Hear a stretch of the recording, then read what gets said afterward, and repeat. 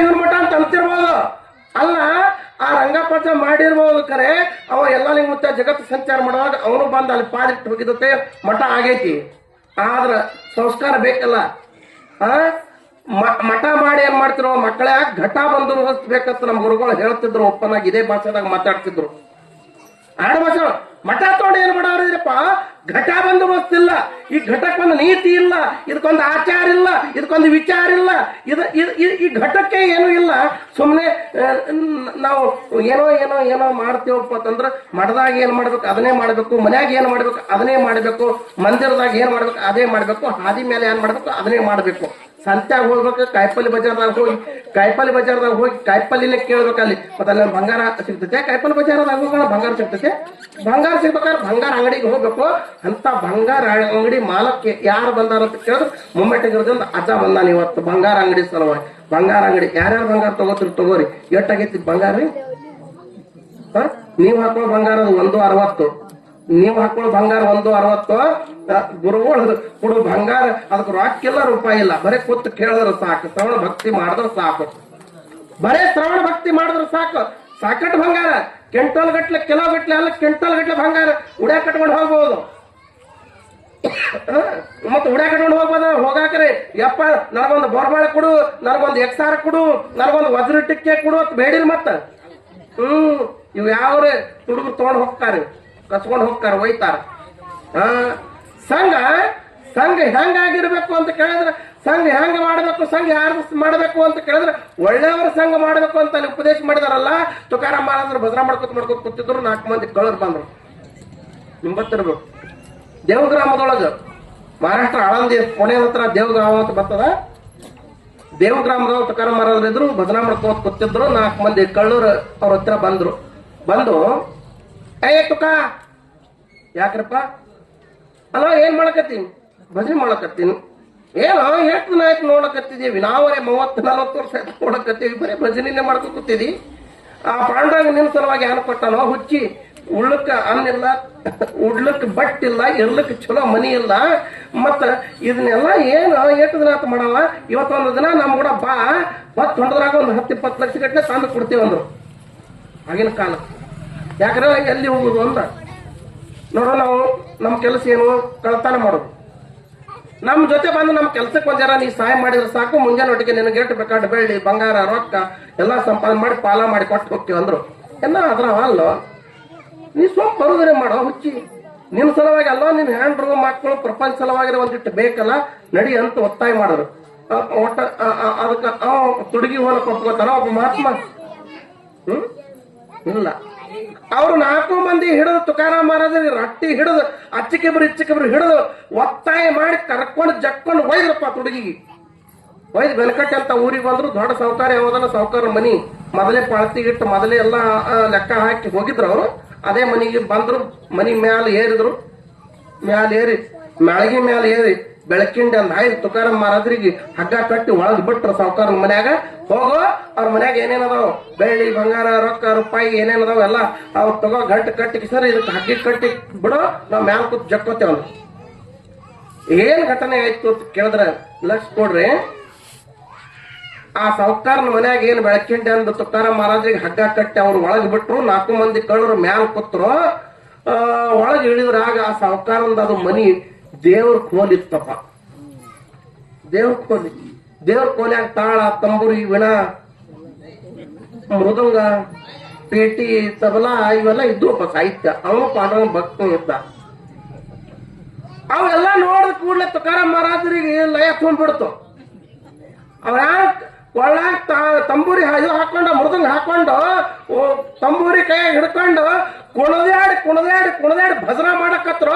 ಅವ್ರು ವಿಚಾರ ಮಾಡಿದ್ರು, ನಾ ಬಂದಿದ್ದು ಎದಕ್ಕಂದ್ರ ಕಳ್ಳರ ಜೊತೆ ಬಂದಿನಿ, ಈ ಮನೆಯಿಂದ ಏನಾರ ಕೊಟ್ಟು ಕಳಿಸ್ರತ್ತೆ ಒಳಗೆ ಬಿಟ್ಟಾರ, ಅವ್ರಿಗೊಂದಿಟ್ಟು ಸಮಾಧಾನ ಮಾಡ್ಬೇಕಂತ ಹೇಳಿ ಅಲ್ಲಿ ಒಳ್ಳ ಬೀಸುಕಲ್ ಇದ್ದು ಬೀಸುಕಲ್ಕೊಂದು ಹಗ್ಗ ಕಟ್ಟಿದ್ರು. ತುಕಾರಾಮ್ ಮಹಾರಾಜರು ಜಗ್ರಿ ದೊಡ್ಡ ಗಂಟೆ ಐತಂದ್ರ ಅವ್ರು ಮ್ಯಾಲ್ ಅವ್ ಜಗಲಕತ್ತು ಬೀಸುಕಲ್ ಹೋಗಿ ಬೆಳಕಿಂಡಿಗೆ ತಟ್ಕೋತ ಒಳಗ ಎಟ್ ಜಗ್ತಾರ ಜಗ್ರಿ ಮಕ್ಕಳು ಹೊತ್ತು ತನಕ.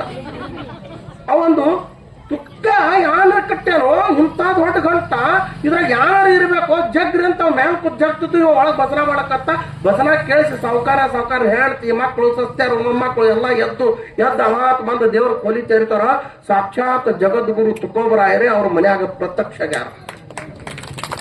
ಯಪ್ಪ ದೇಹಪ್ಪ ಭಗವಂತ ಎಷ್ಟೋ ಸಲ ಕರಿಲಕ್ ನೀನು ಮನಿ ತನಕ ಬಂದ್ರು ನಮ್ಮ ಮನೆಗೆ ನೀ ಬಂದಿತ್ತಿಲ್ಲ, ದಯಮಾಡಿಸುತ್ತಿಲ್ಲ. ನೀ ಮನ್ಯಾಗ ಪಾದ ಹಾಕ್ಲಕ್ ಬಂದಿಲ್ಲ, ಒಪ್ಕೊಂಡಿಲ್ಲ, ನೀ ಬಂದಿಲ್ಲ. ಅಂತ ಮಹಾತ್ಮ ಇವತ್ತು ಕರಿಲಾರ್ದೆ ಮಧ್ಯರಾತ್ರಿ ಒಳಗೆ ನಮ್ಮ ಮನೆಗೆ ಬಂದಿದ್ಯಲ್ಲೋ ಯಪ್ಪ, ನಮ್ದು ಎಂತ ಭಾಗ್ಯ ಅಂತ ತಿಳ್ಕೊಂಡು ಗಂಡ ಹೆಂಡ್ರು ಮಕ್ಕಳು ಸತ್ಯಾರು ಮೊಮ್ಮಕ್ಕಳು ಎಲ್ಲಾರು ಕೂಡಿ ಏನ್ ಮಾಡೋದು ಕೇಳಿದ್ರ ಗುರುವಿನ ಪಾದಿಗೆ ಸಾಷ್ಟಾಂಗ ಹಾಕಿದ್ರ ಪುಣ್ಯಾತ್ಮರಿ, ಸಾಷ್ಟಾಂಗ ಹಾಕಿದ್ರು ತುಕಾರಾಮ್ ಮಹಾರಾಜರ ಪಾದಿಗೆ. ನೀವು ಇಂಕ ಗುರುಗಳಿಗೆ ನಮಸ್ಕಾರ ಮಾಡಿರಲಿಲ್ಲ ಅದೇ ಕಾಲು ಬೀಳ್ತಿದ್ರಿ, ಹೆಂಗ್ ಬೀಳ್ತಿದ್ರಿ ಕಾಲ?